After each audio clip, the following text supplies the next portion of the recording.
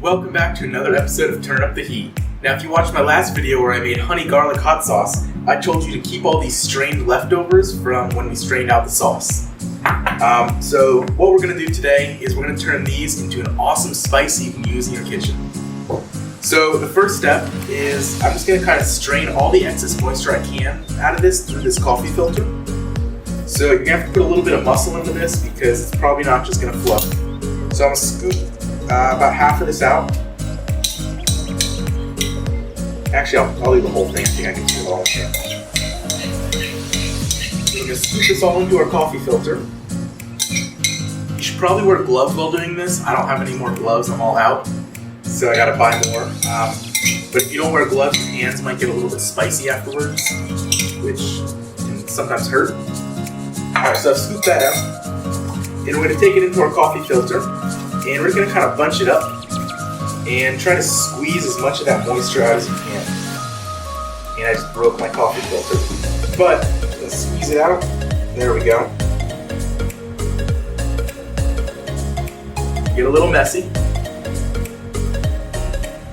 Alright, so you squeeze a lot of that extra moisture out there. So now we're going to take it and bring it over to a plate here and dump it out.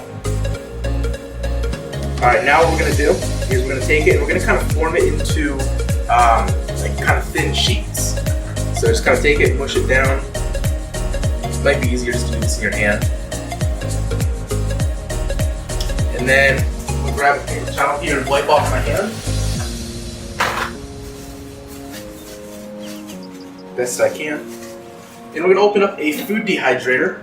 If you don't have a food dehydrator, you can also put this on a cookie sheet and put it into your oven at the lowest setting.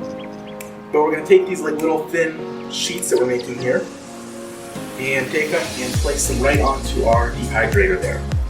So just make as many of those as will fit. Just like that.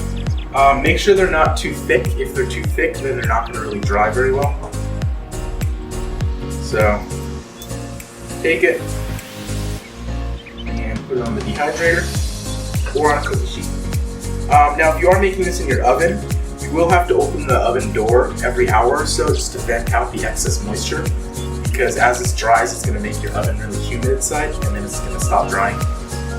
So just like that, we have our mixture on our food dehydrator, and then I'm going to take this, put the lid on it,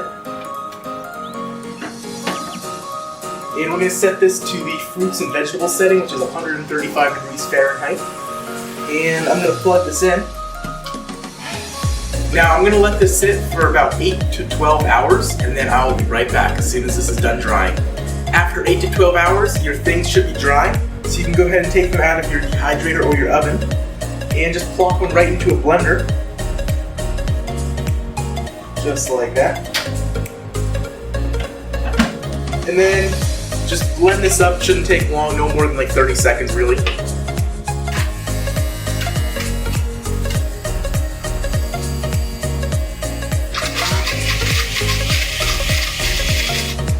Alright, and then once it's done, my blender had a little bit of trouble getting started there, but that's just because it's a cheap blender.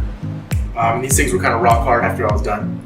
So anyways, once you're done, you can go ahead and if you have a spice container, like a spice shaker, put it in there, it works great. If not, I'm just going to put this in a little Tupperware container here.